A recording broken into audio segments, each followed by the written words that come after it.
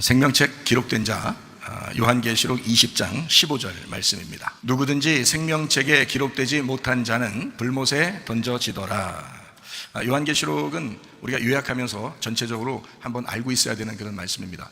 요한계시록 1장은 예수 그리스도의 계시라 이렇게 되는데 예수 그리스도께서 열어주시고 풀어주시는 책이다 이런 말이고요. 2장 3장에는 일곱 교회, 일곱 등잔대에 대한 이야기가 나와 있습니다. 성령이 교회들에게 하시는 말씀을 들을지어다 했고, 그리고 이기는 자는 다 하나님의 보상을 받게 된다, 이제 이런 이야기들이 있습니다. 7개 교회니까 주님의 교회를 의미하는 거죠. 4장 5장에는 내생물 24장로 하늘 예배에 대한 이야기가 있습니다. 6장부터 9장에는 일곱 나팔에 대한 이야기가 있고, 11장에는 두 증인, 두 감람나무, 두 등잔대에 대한 이야기가 있습니다. 14장에는 14만 4천 명 순결한 신부에 대한 이야기가 있고요. 16장부터 18장에는 7대접 음료짐승 심판에 대한 이야기가 있습니다. 19장에는 어린 양의 혼인잔치, 8절에 세마포 준비해야 된다. 세마포 준비라고 하는 것은 요한계시록 19장에는 세마포를 준비해야 된다는 빛나고 깨끗한 세마포라고 나오지만, 로마서 13장에는 이제 그리스도의 옷이라고 하는 빛의 갑옷이라고 하는 것이죠. 그러니까 빛의 갑옷, 그리스도의 옷, 빛의 갑옷, 그리스도, 이것이 빛나고 깨끗한 세마포시다. 그러니까 진리의 성령의 말씀, 이것이 이제 우리가 준비해야 할 빛나고 깨끗한 세마포시다라고 하는 것이 이제 요한계시록 19장에 있는 이야기입니다. 20장에는 영 안에서 첫째 부활에 동참한다라는 말씀이 있고요. 생명책에 기록된다. 이게 이제 20장의 어떤 핵심입니다. 그다음에 21장, 22장에는 새 예루살렘, 생명나무, 주님을 기다림, 아멘, 이렇게 해서 요한계시록이 이제 맞춰지게 되는 거죠. 자, 오늘은 요한계시록 20장 말씀을 좀 요약하다가 15절 말씀을 이제 중점적으로 이야기하고 마치려고 생각을 하고 있습니다. 요한계시록 20장에 보면 특별히 2절 말씀에 1절 말씀에는 무적의 열쇠와 큰 쇠사슬을 그의 손에 가지고 하늘부터 내려와서 라고 되어 있는데, 능력을 의미하고 제한 통치를 의미합니다. 20장 2절에는 용, 옛 뱀, 마귀, 사탄 이렇게 나와 있는 것, 이걸 통해서 우리가 무엇을 배우고 알았냐면, 나무가 다른데 나무가 있으면 그 열매가 맺혀진다 이렇게 우리가 배웠죠. 그러니까 용의 나무, 사탄의 나무, 마귀의 나무, 옛 뱀의 나무를 우리가 이제 심으면 우리 속에다가, 그러면 그 열매를 맺게 되죠. 그 열매라고 하는 건 음료의 열매가 맺어지게 되는 거고, 그거를 육체의 열매다 이렇게 이야기를 했습니다. 그러면 이제 반대로 이 용, 마귀, 사탄, 옛 뱀의 반대가 뭐냐면 어린 양이에요. 요한계시록에 보면 어린 양 대신 예수님, 우리의 신랑, 이거죠. 그러니까 어린 양 대신 예수님의 나무를 우리 속에 심으면 그러면 성령의 열매를 맺게 돼 있죠. 그래서 육체의 열매를 맺을 거냐, 성령의 열매를 맺을 거냐, 나무에 따라서 열매가 맺혀진다라는 이야기를 요한계시록 20장 2절을 통해서 우리가 같이 설명을 나누었습니다. 그리고 이제 20장 3절의 말씀에 보면 이제 제한 통치를 할 것이다라는 그런 얘기가 있고요. 20장 4절의 말씀에 보면 우리가 또 이런 말씀했죠. 목베임을 당한 자, 이 사람들이 이제 1000년 동안 왕노릇한다 이런 말씀이 있거든요. 그 목 베었다는 말하고 목이 이제 이렇게 붙어 있는데 부러졌다라는 말하고 다르다고 했죠. 그래서 목이 붙어 있는 사람하고 붙어 있지만 부러진 거하고 완전히 끊어진 거하고는 다르다. 그래서 목이 이제 아직 붙어 있는데 부러졌다 그러면 아직 자기 목이 있다는 얘기 아니에요, 그죠? 자기 머리가 있다는 얘기 아니야. 그러니까 그거는 완전히 목이 떨어져 나간 건 아니란 말이에요. 그런 사람이 통치한다는 얘기가 아니죠. 20장 4절에는 목이 완전히 끊어진 사람을 얘기합니다. 목이 끊어졌다고 하는 것은 물론 그때 당시에 순교를 목베임 당한 순교를 당했다 이렇게 표현할 수도 있지만, 이제 성경적으로 이제 가만히 보면 목베임을 당했다라는 말은 머리가 바뀌었다는 말이죠. 그러니까 내 머리가 없어졌다는 얘기예요. 내 머리가 날아가고 그리스도의 머리로 살아간다, 이제 이런 말입니다. 그런 사람이 1000년 동안 왕노릇한다라는 그런 의미죠. 어떻게 보면 천국 가는 것도 마찬가지죠. 여러분의 머리로 그냥 산다고 하는 사람들은 천국 가는 게 아니죠. 사실 우리가 우리 머리를 가지고 우리 뜻대로 살아가면 어떻게 천국 가겠어요? 근데 천국 가려면 어떻게 해야 돼? 내 머리가 사라지고 예수 그리스도의 머리로 바뀌어야지. 예수 그리스도의 머리가 내 머리가 될 때 나를 지시하시고 지배하시고 지도하시고 인도하시는 분이 주님이 되시죠. 그래서 그리스도가 내 머리가 될 때 그리스도는 나의 머리가 되시고 나는 그분의 몸이 된다 이러잖아요. 그래서 우리가 그리스도와 내가 이제 하나가 됐다는 거죠. 그렇게 될 때 천국 가는 거죠. 그래서 머리가 바뀌어야 된다. 이것을 여기 이제 요한계시록 20장 4절에는 목이 베인 자이다, 목을 끊었다, 이제 이런 이야기로 표현을 한 것입니다. 머리 바뀌었다 이 말입니다. 쉽게 얘기해서 머리가 바뀌었다. 자, 그런 사람이 이제 천국에 들어갈 것이다 라는 그런 의미고요. 요한계시록 20장 5절 말씀에 보면 천년왕국 첫째 부활에 대한 이야기가 나와 있습니다. 그리고 요한계시록 20장 6절 말씀에 첫째 부활은 예수님의 십자가와 부활을 의미합니다.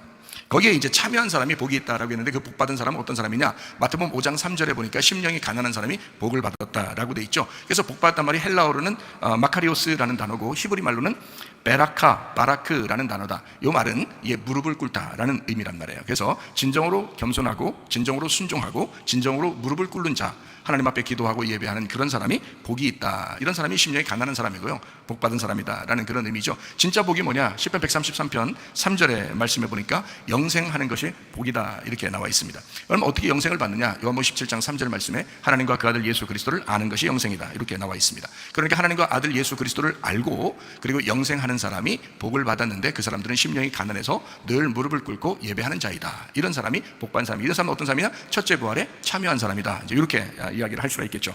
그리고 거룩하다라고 되어 있습니다. 요한계시록 20장 6절 말씀에 거룩하다라고 되어 있는데 이 거룩하다는 말은 깨끗하고 정결하고 구별되어 있다, 구분되어 있다라는 말입니다. 첫째 부활에 참여한 사람은 거룩하다, 다시 말하면 깨끗하게 구별됐다, 정결하다 이 말이죠. 구별된 사람, 구분된 사람이다 이런 의미를 가지고 있습니다. 그러니까 이 사람들은 어떻게 해요? 둘째 사망이 없을 거예요. 다시 죽는 게 없다 이런 말이죠. 예수 그리스도 안에서 첫째 부활에 참여한 사람은 다시 죽는 게 없다, 이제 그런 의미를 가지고 있습니다. 그리스도의 제사장이 된다 했어요. 제사장은 하는 일이 화목하게 하는 거거든요. 그래서 마태복음 5장 9절 말씀에 화목하게 하는 자는, 화평케 하는 자는 복이 있는데 하나님의 아들이 된다 이렇게 이야기를 했습니다. 그리스도의 제사장, 하나님의 아들 된다라는 그런 의미예요. 이런 사람들이 천년왕국을 다스리게 된다라는 것을 우리에게 이야기했습니다. 자, 요한계시록 20장 7절 말씀에 보면요, 천년 끝에 사탄이 좀 제한 없이 좀 풀려나게 된다 이런 이야기가 있는데, 정치, 경제, 종교, 문화가 상당히 이 세상에서 지금 장악되어 있는, 마귀에게 장악되어 있는 그런 상태가 되면 마지막 때다. 이제 지금 시대와 거의 비슷한 것 같아요. 이렇게 마지막 때를 우리가 살아가고 있다. 자, 이럴 때 영적 전쟁, 이런 영적 전쟁이 분명히 일어나는데, 요한계시록 20장 8절 말씀해 보니까 곡과 마곡을 미혹해서 곡과 마곡의 전쟁이 일어나게 된다라는 것을 에스겔 38장에 사실 설명하고 있죠. 그래서 구약에서는 에스겔 38장에 곡과 마곡의 전쟁이 나와 있고요. 그리고 요한계시록 20장 8절에 곡과 마곡의 전쟁이 있다. 요한계시록 20장 9절에 말씀해 보니까 성도들의 진영, 사랑하는 도성, 이런 것들이 나오는 것을 봐서 이것은 영적 전쟁을 의미한다라는 것을 볼 수 있고요. 실질적으로는 이제 예루살렘, 이스라엘 이렇게 표현할 수 있지만, 그런데 이제 우리들이 보면 이것은 영적 전쟁이다. 왜 영적 전쟁이냐? 하늘에서 불이 내려와서 그들을 태워버린다, 이런 의미의 얘기가 있고요. 그 다음에 요한계시록 20장 10절 말씀해 보니까 마귀가 불과 유황못에 던져진다, 이런 이야기가 있습니다. 그러니까 곡과 마곡의 전쟁은 영적 전쟁인데 마귀가 개입하는 전쟁이다, 이렇게 볼 수가 있죠. 그래서 여러분, 지금도 여러분 속에 마귀의 그 나무를 심을 거냐 아니면 어린 양의 나무를 심을 거냐, 여러분 속에 그럼 어떤 열매를 맺을 거냐라는 거죠. 그러니까 열매는 자동적으로 맺는 건데 어떤 나무를 심을 거냐라는 거예요. 마귀는 끊임없이 여러분에게 마귀의 나무를 심으려고 할 거예요. 짐승의 나무를 심으려고 할 겁니다. 여러분 속에 얘기죠. 짐승의 말을 심으려고 할 것이고, 짐승의 지식을 심으려고 할 것이고, 짐승의 생각을 심으려고 할 것이고, 이럴 거 아니에요. 그러면 우리는 어떻게 해야 돼요? 어린 양의 생각, 어린 양의 지식, 어린 양의 말을 자꾸 심어야 되겠죠. 그래서 이것이 속에서 어린 양이 승리하게 될 거냐 아니면 짐승이 승리하게 할 거냐, 이거죠. 우리 마음속에 이것이 영적 전쟁이라는 겁니다. 하나님이 개입하셔서 이 전쟁을 끝내셔야 끝나는 전쟁, 이것이 영적 전쟁이다. 여러분 속에서 날마다 이루어지는 전쟁이다. 그러니까 육체로 살 거냐 아니면 성령으로 살 거냐, 여러분은 성령의 열매를 맺고 사시기를 바랍니다. 육체로 살게 되면 한도 끝도 없어요. 여러분 이 세상 사람들 보세요. 지금 육체적으로 사는 것이 막 한도 끝도 없이 돌아가고 있습니다. 그렇다고 해서 우리 그리스도인들이 거룩하게 분리돼서 구분돼서 살아야 되는데 그러지 못하고 막 섞여서 세상 사람처럼 막 살아간단 말이에요. 그러면서도 자기는 예수 믿는다는 거예요. 야, 이상하지 않냐 이거죠. 그건 아니라는 거죠. 그리스도인은 뭔가 세상 사람이 볼 때도 달라야 된단 말이에요. 그리스도인은 뭔가 세상 사람이 볼 때도 쟤는 저 사람은 그리스도인 같아, 저 사람은 달라, 우리랑 좀 달라, 이런 게 있어야 되는데, 야, 비슷한 것 같아, 이러면 안 되죠. 그러면은 그리스도인이라고 보기 어렵죠. 그러니까 하기오스라고 하는 정결함, 깨끗함, 거룩함, 그 구분됨, 구별됨이라고 하는 것이 우리의 속에 있어야 진정한 그리스도인이다. 첫째 부활에 참여한 사람들은 복되고 거룩하다 그랬잖아요. 그러니까 거룩한 사람들이 되셔야 합니다. 막 그냥 거룩하다고 해서 교회 와가지고 맨날 무릎 꿇고 이렇게 앉아있으면 이게 거룩하다, 그런 의미가 아니에요. 왜 맨날 하루 종일 교회 와서 이렇게 하고 있어요? 그거 안 되지. 생활도 해야지. 밥도 먹어야지, 직장도 가야지, 학교도 가야지, 가정생활도 해야지, 남편과 아내가 서로 사랑도 해야죠. 다 생활해야지. 그걸 교회에서 이렇게 무릎 꿇고 앉으시라는 그런 의미가 아니잖아요. 우리가 세상에서 살아가고 있지만 세상과 전혀 다른, 세상에서 살고 있지만 거기에 소속되지 않은 그리스도인의 모습으로 보여지는 삶, 그걸 그리스도인이라고 그러죠. 그게 거룩하다 그러죠. 그러니까 분리된 거룩한 하나님의 백성들이 다 되셔야 합니다. 요한계시록 20장 11절 말씀에 백보자 심판이 나옵니다. 이 백보자 심판은 처음 하늘과 처음 땅이 사라지게 만드는 그 심판을 의미합니다. 그러니까 새 하늘과 새 땅이 되어지는, 우리를 새 사람 만드는 심판이죠. 그러니까 옛사람을 새 사람 만드는 심판이다. 그러니까 여러분과 저는 어떻게 해야 돼요? 거룩한 새 사람들이 되셔야 합니다. 우리가 옛날 사람처럼, 예수 믿기 전에 사람처럼 계속 그렇게 살아간다면 그 문제가 있는 거죠. 그 문제가 있습니다. 우리 교회에서 만약에 옛날 사람처럼, 세상 사람처럼 끝까지 살아보려고 한번 여러분 작정하고 교회 다녀보세요. 제가 가만히 있나? 가만히 있어요. 저는요 끝까지 얘기합니다. 끝까지 집요하게 얘기합니다. 깨끗하게 살 때까지, 거룩하게 살 때까지 얘기하는 사람이에요. 제가 그렇게 얘기하면 좋겠어요? 아니면 그렇게 얘기 안 하고 그냥 눈 딱 감고 그냥 땡감 눈감 이렇게 하면서 그냥 지나갔으면 좋겠어요? 어떻게 하면 좋겠어요, 여러분? 제가 어떤 목사가 됐으면 좋겠어요? 말해줬으면 좋겠죠? 내가 만약에 성도라면 나 말해줬으면 좋겠어, 나 같으면. 내가 만약에 성도로 산다면, 나 성도로 그냥 교회 다닌다면요, 저한테 뭐 얘기해줬으면 좋겠어요, 그런 거를. 그냥 막 모르는 척하고 지나가고, 뭐 괜히 사람 좋은 척, 자기가 그냥 좋은 사람처럼 그냥, 말 안 하면 좋은 사람처럼 보이잖아요. 저도 맨날 웃으면서 그냥 가만히 헬렐레 하면서 이렇게 다니면 얼마나 사람들이 좋아 보이겠어요, 저를 볼 때. 그런데, 저는 그렇게 살 수 없습니다. 끝까지 추적해서 얘기할 것입니다. 왜냐하면 그 사람이 거룩하게 살 때까지, 그 사람이 거룩하게 살기를 바라는 마음이기 때문에 그래요. 그래서 여러분에게 끝까지 얘기할 것입니다. 그러니까 하나님도 마찬가지예요. 백보자 심판은 우리를 깨끗하게 만들기 위한 심판이에요. 하나님께서 이런 걸 성경에 왜 써놨겠어요? 우리가 심판받아야 된다는 겁니다. 심판받아서 완전히 깨끗하게 새 사람 돼야 된다는 거예요. 너희들 죽어야 된다는 거예요. 그리고 새 사람 돼야 된다는 거예요. 이해가 되시겠습니까? 그런 심판이란 말이에요. 자, 요한계시록 20장 12절 말씀에 보면 책들이 있고 책이 있어요. 어떤 책? 생명책이 있습니다. 자, 책들이 있고 책이 있다. 그래서 책들에 있는 대로 심판을 받는다라고 했어요. 그 말은 뭐냐면 죄를 지은 사람들은 이 책들에 있는 대로 심판을 받아요. 근데 책에 기록되잖아요. 그 책이라고 하는 생명책에 기록되면, 그 하나의 책에 기록되면 심판을 받질 않아요. 그래서 생명책에 기록되자고 제가 여러분에게 주장하는 거거든요. 이 생명책에 기록된 사람은 어떤 사람이 생명책에 기록됐겠어요? 첫째 부활에 참여한 사람입니다. 예수 그리스도의 십자가와 그 부활에 참여한 사람이 생명책에 기록된 거예요. 그러니까 우리 그렇게 살자는 거예요.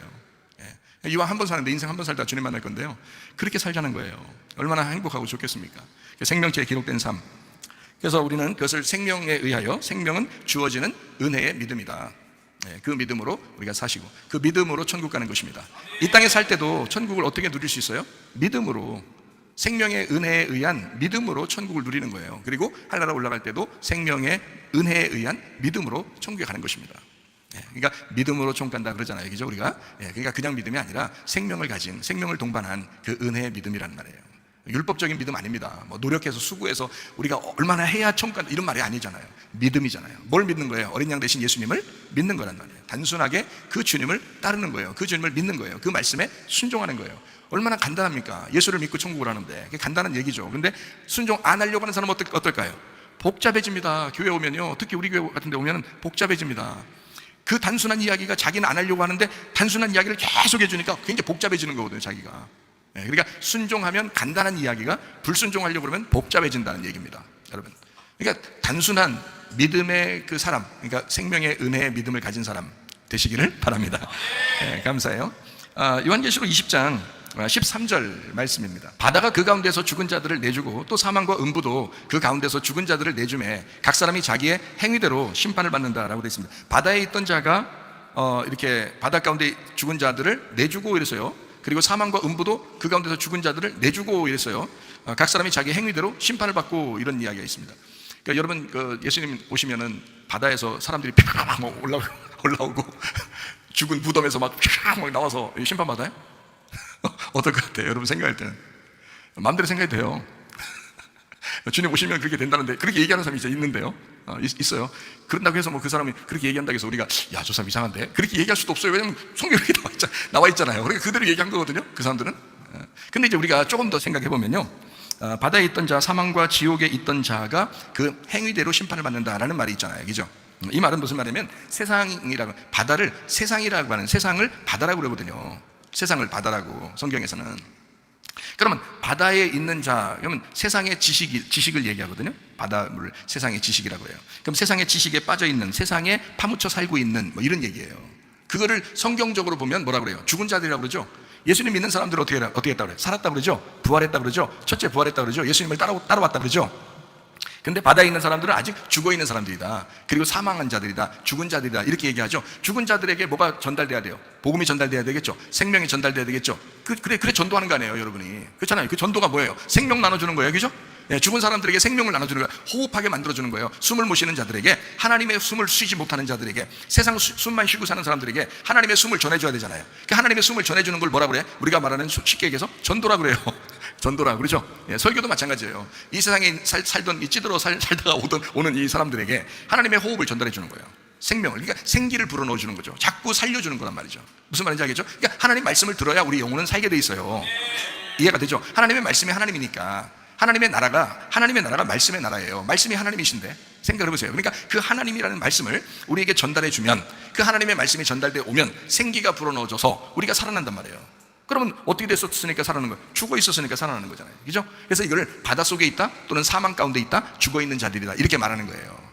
그런 사람들에게 복음이 전파되면 살아난다. 근데 주님이 오시면 심판한다. 그죠? 그래서 이 사람들이 딱 거기에서 마지막으로 딱 올라오면요, 심판받아 버려요. 어떻게? 행한 대로. 그들의 행한 대로. 심판은 믿음이 없는 사람을 얘기하거든요. 믿음이 없는 사람들에게 심판하는데, 믿음 있는 사람 어떻게 해요? 그냥 천국 가죠. 믿음 있는 사람 천국 가죠. 믿음 없는 사람은 뭘로 살아요?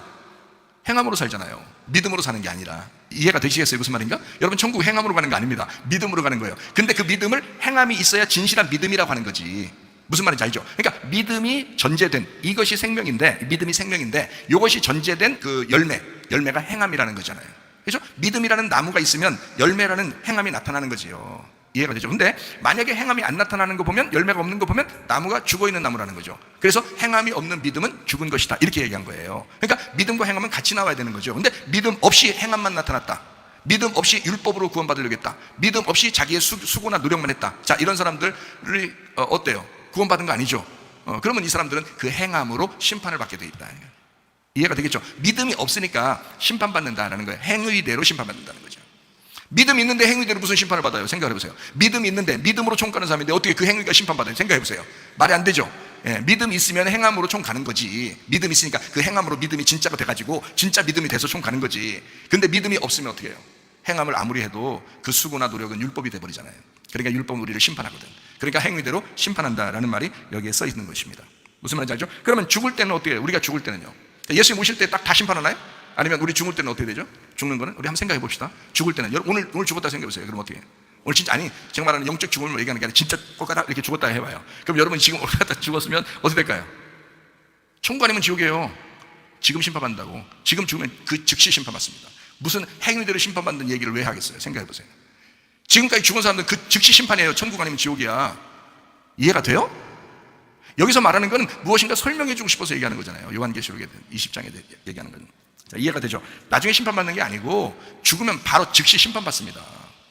딱 판가름 나요. 천국 아니면 지옥. 여러분, 이렇게 남겨놓고 있다가, 한참 남겨놓고 있다가 예수님 오시면서 다시 이렇게 심판하시고 뭐 이렇게 그러지 않아요. 이미 다 천국 아니면 지옥이에요. 이미 다 끝났어요. 딱 죽자마자 끝나는 거예요. 여러분, 지금 믿음 있느냐? 지금 믿음이 없느냐?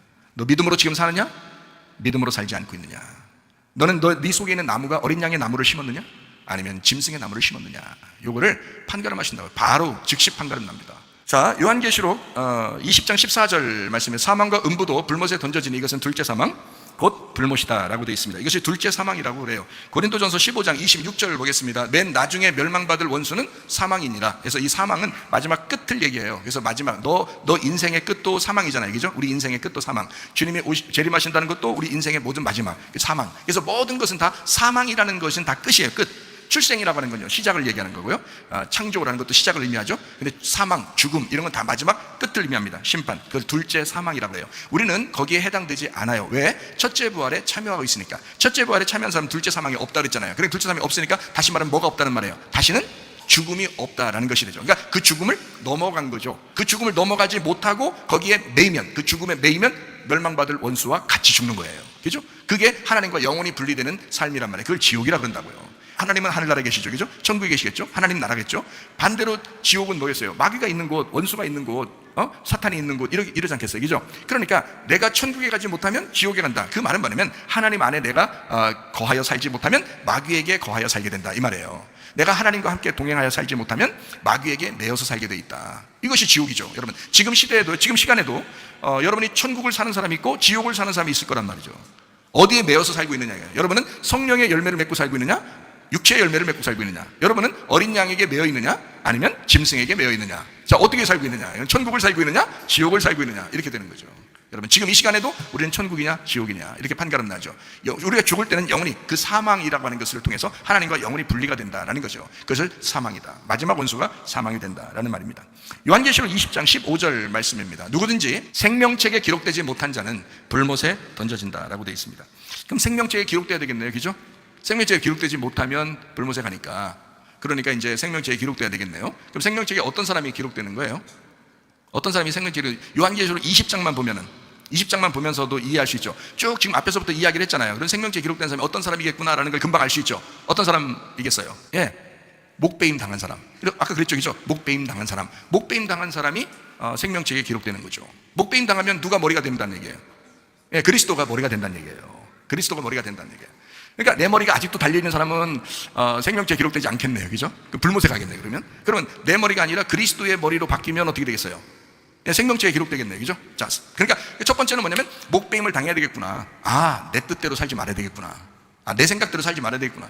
그리스도의 뜻대로 살아야 되겠구나. 그리스도의 생각대로 살아야 되겠구나. 내 목이 좀 날아가야 되겠구나. 이렇게 생각을 해야 되겠죠. 그러니까 제가 끝까지 추적한다는 건요, 이런 걸 만들려고 그러는 거예요. 내가 만들지는 않죠. 말씀이 그런 걸 만들어야 되고, 저는 이제 사명자로서, 주님의 종으로서 그 일을 맡은 자죠, 그냥. 그래서 그냥 뭐 안내해 주는 거죠. 안내해 주는 거예요. 안내원이에요, 안내원. 천국에 가는 안내원. 이리 오세요. 이리 오세요. 이렇게 안내해 주는 거예요. 잘 따라오셔야 돼요. 안내원 잘 못 따라오면, 길 모르는 데 가면요, 안내원 잘 안 따라다니면 길 잊어버립니다. 그렇죠? 그러니까 잘 안내해 줄 때 따라오셔. 어떤 사람이 생명책에 기록된다고요? 이렇게. 어떻게? 요거요. 목배임 당한 사람. 그 사람이 생명책에 기록되는 사람이다.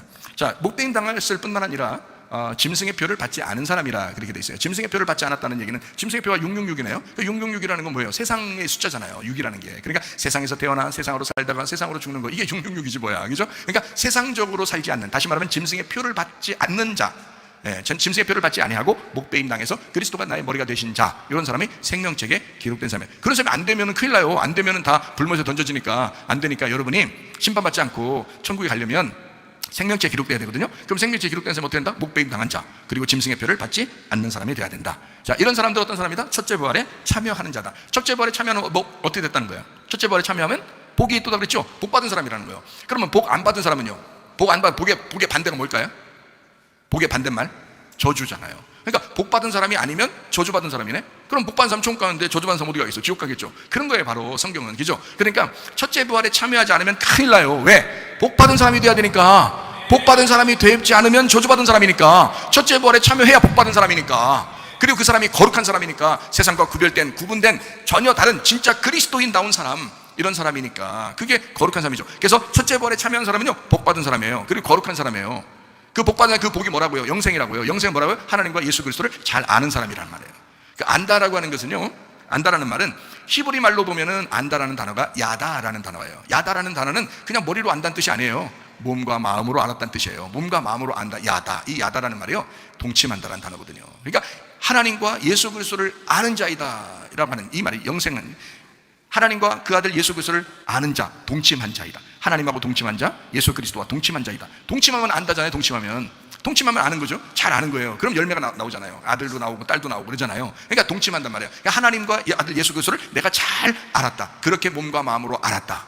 그런 사람은 영생하다. 그 영생하는 사람이 복받은 사람이다. 그 복받은 사람은 첫째 부활에 참여한 자이다. 이해가 되겠어요? 자, 첫째 부활에 참여한 사람이죠. 거룩한 사람이죠. 이런 첫째 부활에 참여한 사람, 이 사람들은 심령이 가난한 사람이에요. 복받은 사람이니까 심령 가난하게 천국이 저희 것이다, 이렇게 되죠. 자, 이런 사람들은 그리스도의 제사장이 된다라고 되어 있죠. 다른 사람과 화목시키는 그런 사람입니다. 막 싸우고 이런 사람 되지 않아요. 싸워도 금방 화해해야 돼요. 금방 화해하고 화해시키려는 사람이 돼야 되죠. 그런 사람이 제사장이죠. 그리스도의 제사장, 하나님과 인간 사이에서 연결시켜주는 사람을 제사장이라고 그러잖아요. 그런 것처럼 화목시키는 사람이잖아요.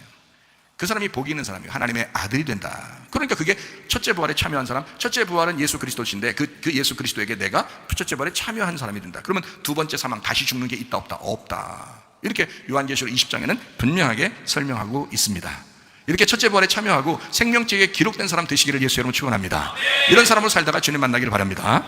제가 편지 한 장을 좀 읽어드리고 마치도록 하겠습니다. 마태복음 23장 13절 말씀인데요. 화 있을진저 외식하는 서기관들과 바리새인들이여, 너희는 천국 문을 사람들 앞에서 닫고 너희도 들어가지 않고 들어가려 하는 자도 들어가지 못하게 하는도다. 보라, 예수님은 어떠셨을까? 제가 이제 편지를 하나 썼는데요.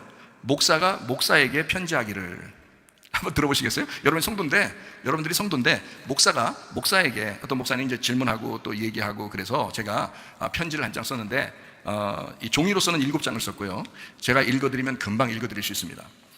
목사가 목사에게 편지하기를 주를 위해 목 잘리지 않게 하고 세상과 비슷하게 살아도 웃어주고 생명책에 기록되지 못하게 방해하는 자들이 있다. 여기 서 있는 목회자가 당신을 천국으로 인도하는 목사가 아니면 과감히 떠나야 된다. 그게 당신의 영혼을 살리는 길이다. 당신의 잘못을 회개시키지 않는 목사라면 두말할 것도 없다. 뒤도 돌아보지 말아야 한다. 교회마다 특징이 있다. 아니, 교회마다 특징이 있는 것이 아니라 목사마다 특징이 있다. 목사가 어떠하냐에 따라 교회는 방향을 정하고 간다. 그런 면에서 나는 목회자로서 날마다 고민한다. 나는 진정한 목회자인가? 주님 만날 때 떳떳한 목사인가? 교회는 위선자들로 가득하다. 그렇지 않은 사람이 거의 없다. 여호수아와 갈렙처럼 다니엘과 세 친구처럼 진실하고 변함이 없는 사람이 있기는 있다. 그러나 거의 위선자들이다. 그런 사람들이 교회에 나와서 변화된다. 그리고 진실한 주님의 일꾼이 되기도 한다. 인정한다. 주님이 변화시켜주면 가능하기 때문이다. 목회자는 그저 기다릴 뿐이다. 목회자가 나이가 들어갈수록 기다릴 줄 알게 된다. 그게 목회의 경륜이라고 한다. 그러나 잘못하면 그 목회의 경륜이 자기를 파멸에 빠뜨릴 수도 있다. 그러니 조심해야 한다. 모두 잘해주면 된다는 식이 될 것이 뻔하다. 사람 살다 보니 별거 없더라. 여유롭게 행동하고 말하면 결국 될 사람은 되더라. 경륜 있고 여유가 생긴 목회자들의 생각이 거의 비슷하게 말하는 시대다. 좀 더 심한 목회자도 있다. 사람 바꾸는 거 사람이 할 수 없으니까 헌금이라도 내도록 가만두는 게 교회 재정에 도움이 된다는 사람도 있다. 가만히 둔 그 사람이 결국 교회에서 말썽 일으킬지도 모른다. 그래도 사랑이라는 포장지로 감싸면서 위로해주는 설교를 한다. 그러면서 자신이 위로를 받는다. 나는 참 인내하는 훌륭한 목사다. 과연 그럴까? 진짜 목회자가 누굴까? 위로만으로 교회를 이끌어 나갈 수 있다고 생각했는지 모른다. 그건 속편한 소리다. 자기 속편하려고 하는 소리에 불과하다. 그걸 사랑이라고 생각했을 것이다. 그러면서 또 자신을 위로한다. 나는 훌륭한 목사였다. 참고 견디는 인내의 목사였다. 불평하는 저들을 불쌍히 여겨 주시옵소서. 자기가 하는 일을 알지 못하나이다. 불편을 피하고 싶었던 것은 아니었나? 교회에서 목회자 내쫓아도 사랑으로 받아들인다. 사랑이 참 많다고 생각되는가? 너무 사랑만 하려고 해서 예수님을 능가해버린 것은 아닌가? 자녀도 교인도 잘 안다. 자기를 진짜 사랑하는 사람이 누구였는지. 예수님의 사랑을 경험한 자는 주님을 떠나지 않는다. 주님이 우리를 사랑하는 방식은 반드시 회개시킨다는 특징이 있다. 회개시키고 구원하신다. 그게 진짜 사랑이다. 회개시키려고 하지 않는 목회자들하고는 좀 많이 다르지 않는가? 주의 종이라고 자처하는 자들이 목양이 아닌 목회만 하고 있다. 계속 성도들과 눈치 게임하면서 말이다. 과연 칭찬받아 마땅한 목회자인가? 우리가 그토록 닮아가려고 애쓰는 예수님은 어떠했는가? 베드로에게 맡겨주신 양은 누구의 양이었는가? 이게 요한복음 21장을 보면 잘 알고 있죠. 주님은 자기 양을 먹이고 돌보라고 부탁하셨다. 목회자는 주님의 양들을 맡은 청지기이다. 사랑으로 목양해야 한다. 사랑으로 목양해야 한다. 사랑으로 목양해야 한다. 사랑이 있었는가? 사랑이 무엇인가? 진짜 사랑은 무엇인가? 주님의 마음이 사랑 아니었나? 자기 자녀들에게는 어떤 부모인가? 자녀들을 한없이 사랑하고 보살펴주고 먹여야 한다. 그러나 잘못하는 것이 있다면 만약에 목회자 자녀가 욕심내고 화내고 미워하고 용서하지 않고 형제끼리 싸우고 화해하지 않고 음란한 짓을 하고 거짓말하고 교만하고 아빠나 엄마를 무시하고 부모 말도 듣지 않고 기도하지도 않고 집에도 안 들어오고 뒤에서 자기 친구들에게 부모 욕하고 뒤에서 부모와 형제 간에 이간시키고 담배 피고 술 먹고 마약하고 공산주의 찬양하고 이슬람 테러 분자 되고 등등 지극히 극단적일 수 있지만 교회에서도 똑같은 사람들이 존재한다는 게 문제다. 특히 목사님 설교를 무시하고 순종하지 않는다. 사랑이 식었고 미워하는 사람이 생기면 화해하거나 용서하지도 않고 오히려 자기 편 만드느라고 안달난다. 대부분 이간시켜버린다. 그게 마귀의 작전인지도 모른다. 경륜 많은 목회자는 이럴 때 어떻게 할까? 아, 그럴 수 있다. 참아야 하느니라. 나는 사랑이 많은 부모 목회자니까 참을 것이다. 기다릴 것이다. 회개하고 돌아올 때까지 기다리리라. 한마디도 이런 말을 꺼내지도 않고 위로만 하리라. 내가 부모이고 목회자니까. 듣기 불편한 소리 하면 나를 싫어할 수도 있으니까 좋은 게 좋은 거로 덮고 지나가면 어느 날 좋게 변하겠지. 자, 여기까지 100번 양보하여 참 훌륭한 부모라고 하자. 참 훌륭한 목회자 납시였다고 하자. 그러나 잘 생각해보라. 목회자 자녀도 교인 중에 중직자들도 개망나니 같은 자들이 얼마나 많은가. 목회자 자녀라고 할지라도 다 훌륭한 거 아니잖아요. 교회 중직자라고 다 훌륭한 거 아니잖아요. 다 변화된 거 아니잖아요. 그 사람 때문에 다른 사람 상처받는다. 바로 잡아줘야 할 거 아닌가. 자기 자녀가 잘못해서 다른 사람에게 피해주면 안 되니까 교육하려고 하지 않나? 교회도 똑같다. 그냥 두는 게 주님의 사랑이라고? 아니다. 부모가 모범을 보이지 않으면 자녀가 아름답지 않다. 부모가 사랑이라는 포장지로 너무 감쌌다. 시간이 너무 지나버렸다. 자기가 잡을 수 있는 한계가 넘어버렸다. 이제 자기도 어쩔 수 없다. 자녀가 커버렸다. 혼낼 힘도 없다. 계속 사랑해 주어야지 하면서 방치한다. 그래서 또 생각한다. 좋게 변하겠지 한다. 그것도 자기 우위로 하는 것 같다. 자세히 생각해보면 씁쓸하다. 믿음이 없어서 그런 거 아닌가? 믿음이 없다. 성경적으로 훈육하지 않았다. 자녀를 믿음으로 훈육해야 한다. 교인도 믿음으로 훈육해야 한다. 지금 시대는 더 그렇다. 마귀가 좋아하는 세상으로 모두 세팅되어 있기 때문이다. 사랑을 잘 몰라서 그런 소리 하는 건 아닌가? 어느 부모가 자기 자녀를 사랑하지 않겠나? 어느 목회자가 교인들을 사랑하지 않겠나? 사랑하는 방법이 다를 뿐이다. 목회자는 자기 자녀에게 하는 것만큼만 교인들을 대하면 된다. 자녀 교육하듯이 하면 된다. 믿음의 이중인격으로 살지 말아라. 자녀에게 대하는 것과 교인들에게 대하는 것이 다르게 하지 마라. 자녀가 잘못할 때 그대로 두는 부모라면 교인이 잘못할 때도 그대로 두는 목회자가 되어라. 그게 정직한 것이다. 근데 자녀가 잘못할 때 가만둘 수 없는 부모라면 교인이 잘못할 때 가만둘 수 없는 목회자가 되어라. 그게 정직한 것이다. 나는 자녀들과 교인들에게 훈육을 똑같이 하는 편이다. 믿음의 가닥을 그렇게 잡았다. 사랑하지만 사랑하는 방식이 서로 다르다고 해서 비난받을 이유는 없다. 교회 다니는 학생이 교회를 많이 빠진 날이 있었다. 그리고 어느 날 담배를 피운다는 이야기를 들었다. 교회를 아예 안 다니면 말을 안 했을 것인데 교회를 다시 나왔다. 우리랑 같이 살았었던 사랑하는 학생이라 그를 불러서 확인했다. 담배를 다시는 피우지 않았으면 좋겠다고 담배 잡는 손을 밥주걱으로 혼내준 적이 있다. 후회하지 않는다. 세상에서는 좋지 않다고 금연 캠페인을 벌이는 걸 교회 다니는 사람이 왜 그렇게 하냐고 한 것이기 때문이다. 어른이면 말로만 했을 것이지만 학생이니까 훈육을 했다. 요즘 같은 시대에 그렇게 혼내면 어떡하냐고 걱정하지 마라. 그렇게 혼낼 일도 없고 그렇게 혼내지도 않는다. 예를 들자면 그런 식으로 간절한 마음이 있었다는 얘기다. 지금은 목사님 말씀이 맞다 하고 자기가 잘못했다고 했단다. 나는 그거면 족하다. 잘 생각해보자. 믿음의 부모로서, 믿음의 목회자로서 믿음으로 키운 자녀들도 있다. 세상보다 주님을 더 사랑하는 자녀로 변할 것이다. 반드시 그렇게 된다. 예수님 어떻게 하셨을까? 나는 죽기 살기로 내 자녀의 잘못을 막으려고 할 것이다. 가만히 있을 수 없다. 분통 터져서 그냥 둘 수 없을 것이다. 지구 끝까지 쫓아가서라도 회개시킬 것이다. 내가 원래 좀 그렇다. 한다면 한다. 내가 사랑하는 자녀니까 가만히 보고만 있을 수 없다. 말할 기회가 있을 때마다 끝까지 말을 할 것이다. 내가 부모로서 목회자로서 해야 할 일을 할 것이다. 그런 부모와 목회자를 더 존경하지 않을까? 자녀들도 교인들도 알지 않을까? 그게 진정한 사랑이라고 생각하지 않을까? 믿음의 본성이 알고 양심이 알 것이 아닌가? 그런 부모 밑에 있는 자녀가 더 행복한 자녀이고 그런 목회자 밑에 있는 교인이 더 행복한 교인이 아닐까? 내가 교인이라면 나는 그런 교회에 다니고 싶어 할 것이다. 나는 늘 조마조마하게 살아간다. 부모이면서 목회자니까 늘 조심스럽다. 계속해서 진짜 사랑을 배워간다. 그게 부모 아닌가? 그게 목회자 아닌가? 어느 날은 내 자녀도 알겠지. 어느 날은 교인들도 알아주겠지. 아빠가 얼마나 간절하게 믿음으로 사랑했는지 알아주겠지. 그거면 됐다. 뭘 크게 도움받기 위해서가 아니다. 부모니까, 사명을 맡은 목회자니까 해야 한다. 마태복음 23장에 서기관들과 바리새인들이 있었다. 예수님은 그들과 얘기하면서 가만히 못 본 채 하고 가신 적이 없다. 꼭 싸우신다. 그들이 먼저 싸움을 걸기도 했다. 그냥 예수님이 사랑으로 지나칠 수도 있었는데 꼭 싸우신다. 왜 그러시는 줄 아는가? 예수님이시니까 그런 거다. 예수님이 예수님 하셔야 하니까 그냥 지나칠 수 없었던 거다. 그들도 사랑하셨기 때문에 그냥은 못 지나가신다. 지금의 목회자들이여, 당신에게 묻는다. 당신은 예수님의 마음을 가졌는가? 아니면 그냥 지나쳐 지나가면 그만이라고 생각하는가? 나도 때로는 못 본 채 하고 지나치려고도 해봤다. 그런데 나를 다시 부르신 주님이 나를 가만 놔두지 않는다. 내 믿음의 양심이 호소하고 부르짖는다. 도저히 견딜 수 없다. 내 자녀에게 하듯 교인들에게도 똑같이 얘기한다. 어렵지 않다. 우리 모두 회개하면 그만이다. 주여, 우리는 무익한 종이라 하여야 할 일을 했을 뿐입니다. 누가복음 17장 10절 말씀입니다. 이와 같이 너희도 명령받은 것을 다 행한 후에 이르기를 우리는 무익한 종이라 우리가 하여야 할 일을 한 것뿐이라 할지니라. 모든 것을 다 해도 사랑이 없으면 안 된다. 고린도전서 13장에 있는 말씀처럼 사랑하는 방식이 서로 다르더라도 진정한 사랑이 있어야 한다. 가만두는 것이 사랑은 아니지 않는가?